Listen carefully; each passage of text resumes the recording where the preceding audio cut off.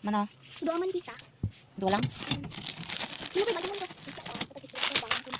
Napay. Mama na tita. 15 natin may isang balot kastoy. Ito ano tita? 15 kay. Nya, ito anong to tita puddings? Isa. Ati siya tita minsan puddings. Yan saan? Kan at ito pa ni tita.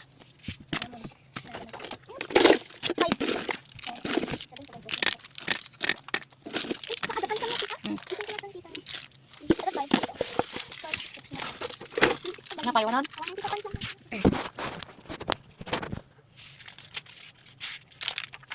Sabi na toy? Dili ka toy.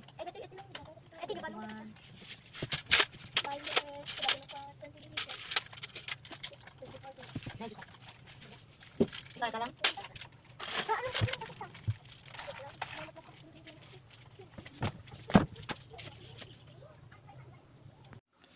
Ang bilis ng araw. Hello, hello, hello. Mga kasupar, kasari, katindera. Ako nga pala yung tindera ng Ilocos Norte. Ayan. Ang aga-aga. It's Friday naman, mga kasari. Ang update po sa inyo. Bilis na ng araw. Friday ng umaga, guys. Malapit na po ang eleksyon. Kaya, yung mga iba dyan natatakbo. Ano na kayo, mangumpanya na kayo. Ay, charot. Mangumpanya na kayo, guys. Ilang araw na lang. Biyernes ngayon. Sabado. No? Biyernes, Sabado, Domingo, Lunes. 4 days na lang, guys. Kaya mag-ready na. Hindi na natin pigilan yung araw. Ang bilis, guys. Ang bilis ng oras. Kasing bilis maubos ng pera. Alam nyo yung 100? Parang piso na lang yon. Yung 1,000 parang isang daan. Yung 1,000 hindi pa umaabot ng isang week yon sa amin. Kaya ang hirap mag-budget. Ganon din po yung araw, guys. Alam mo yung isang linggo.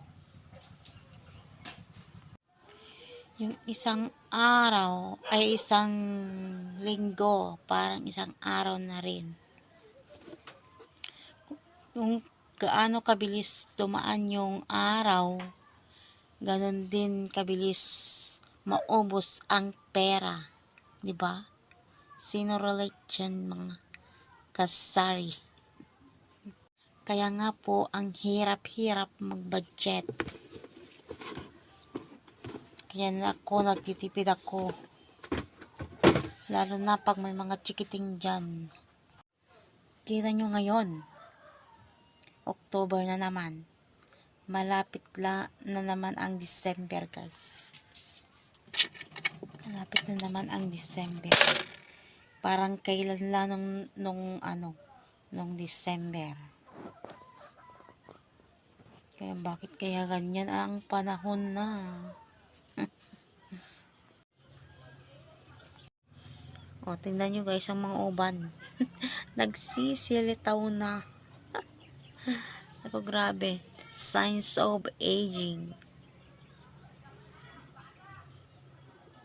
Wala nang pambili ng mga gamit na pansarili. Kaya nga sabi ko, baka naman merong magpaayuda dyan. Sana always.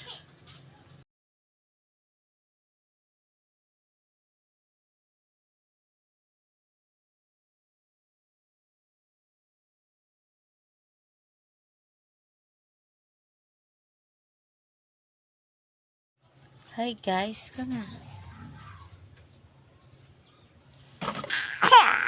Palam! Signs of aging ang uban. Uban pa more. Ayan, pekas pa more. Ayan.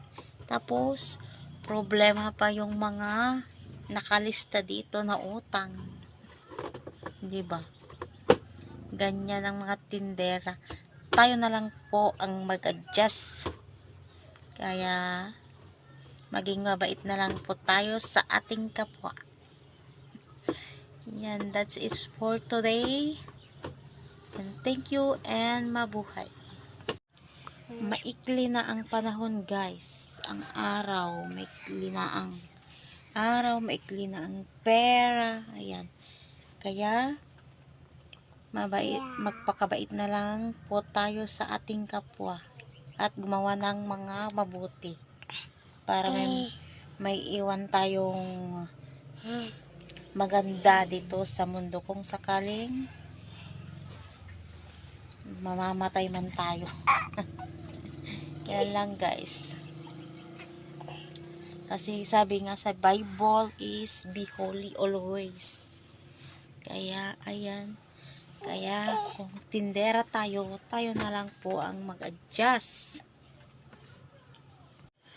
Do unto others what you want others do unto you. That is po yung golden rule.